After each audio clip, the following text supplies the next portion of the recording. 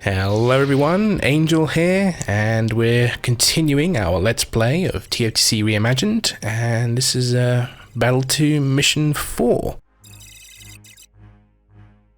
I don't think there's a huge amount to say about this one, so forgive me if there's a lack of talking here, but I'll see what I can think about. So, yeah, this one, it really isn't too different from the classic version.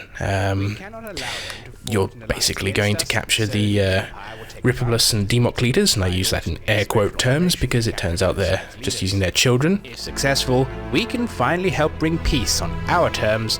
Yeah, again, it's just a case of expanding this mission, adding more ships. Certain things have changed about. So again, the calamari cruiser that's in this mission, it's the Falarike, if that's how you pronounce it, is again an acclimator cruiser instead. All the other ships are still the kind of the same. You've still got a carrot cruiser, you've got a Nebulon B frigate, and you've got the corvette and the cargo ferry carrying Imperial arms, which is a secret order objective. There will be an old acclimator cruiser from the Dimoks present, and a Nebulon B frigate from the Ripoblus, along with... But I think I just basically refined this a little bit, so it's, you know, you've got 6 assault gunboats per transport, escorting, and you just go in, nab them, get out.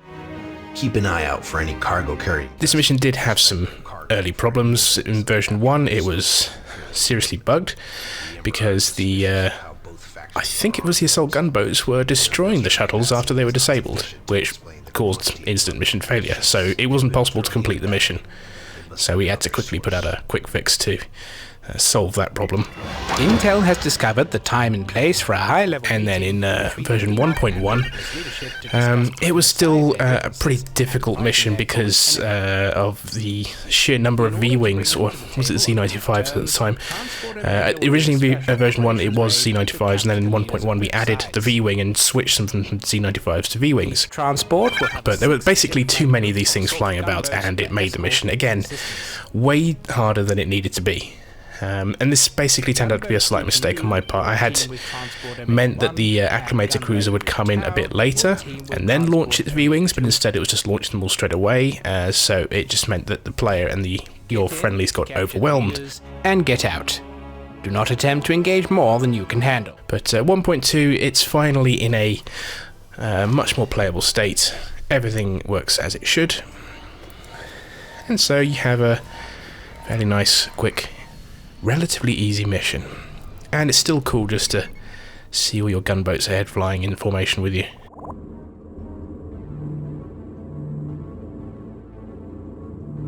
Again, we got the Protector and the Akaga together, continuing the narrative consistency that I was starting to establish for Battle 2.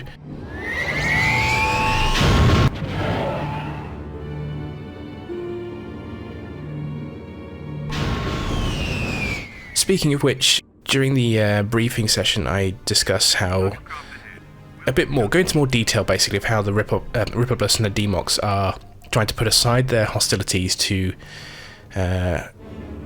combat the Empire's interference in this sector, and that's going to lead up to the next mission, which is, well, I'll get to that, but yeah, that's the Battle of Sepon, which is a brand new mission, completely different from the original. But as I said, we'll talk about that when we get to it next time.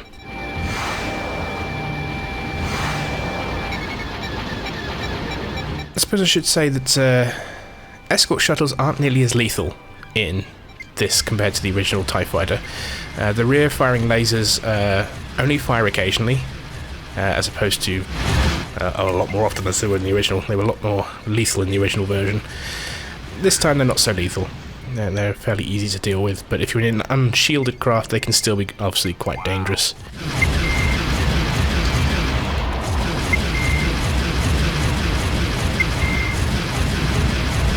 Report on primary target. Their shields are out. They have been disabled. Report on primary target. Their shields are out. They have been disabled. Omega 2. Whoa, that's a close one. Omega 1, bearing to board shuttle cadence. Message from mission critical craft. They have started boarding operation. So far, so good. have destroyed vital craft. They have Disable the shuttles where they're being boarded. Now it's just a case of covering them. Yes, as I added the V-Wings in version 1.1, and I did that because I wanted to just, like I've said before in earlier missions, I wanted to have much more variety of ships that you end up dealing with. This is the only battle where V-Wings are present. For the most part, Clone War era ships are only present in Battle 2. I say for the most part because, well, one does show up a bit later, but again, we'll get to that when we get to that. And in future Reimagined missions, there'll be a lot more of that involved, but I don't want to spoil too much. Firing at me. Omega 2 has captured. There's some cloak-shaped fighters again.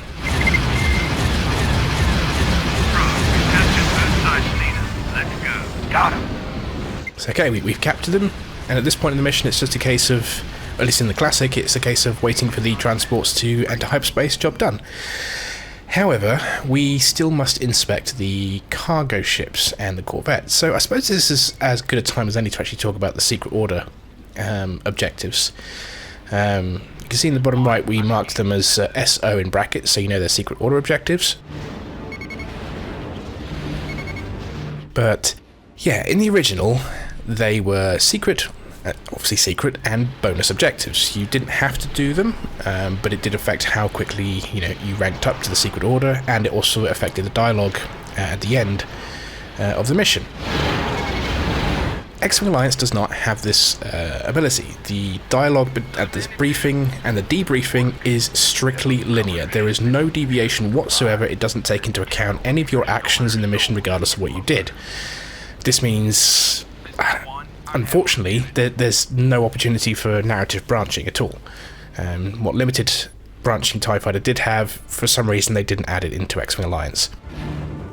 So, during development I had to really consider how to approach the Secret Order, because I did obviously wanted to include all that in the debriefing. The Secret Order says, yep, you did well, you found this thing, or you captured this thing, but if you don't do that in the mission, then narratively it doesn't make sense. And as I've told you before, I like consistency. I like narrative consistency. I like things to connect to each other, continuity.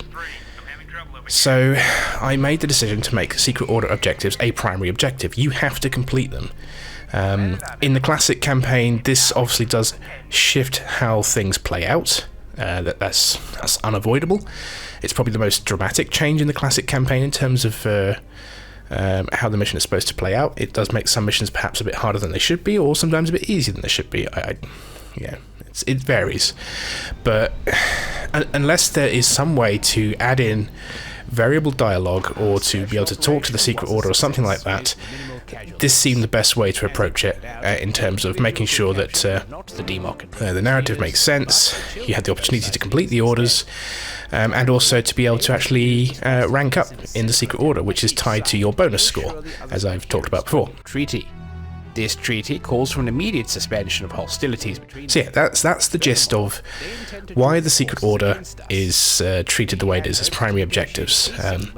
Perhaps one day this will change, but unless there's, as I said, unless there's some way we can change how, as you can see, the debriefing here is displayed, which is just a wall of text, no questions like in the original TIE Fighter. This is the way it has to be, as far as I'm concerned. Admiral Harkov is already in the process of acquiring these reinforcements. You have uncovered further evidence that someone in the Imperial Navy is selling arms and equipment to both sides. We must discover who this traitor is.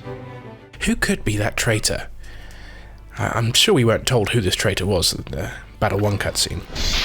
Sir, check messages. Alright, let's check some messages. Got a new poster. Loving all these posters. Lovely flavour.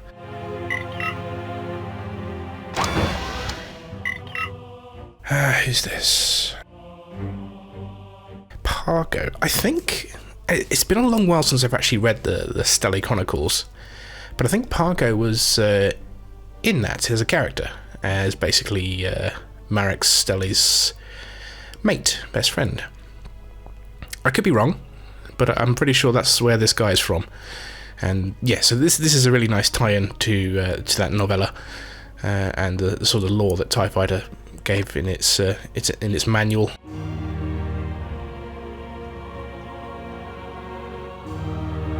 We've requested additional forces. Yes. Yes, we have. And we're going to get to that in the next mission. Special assignments and duties for those, yeah. I'm sure nothing's going to come of that. He's a top bloke, Kharkov. We trust him. Anyway, that's the end of this mission. Next, it's the Battle of Sepun, and that's going to be... should be a very interesting one to talk about, because that's a brand new mission. So yeah, until next time, join me then, and good hunting.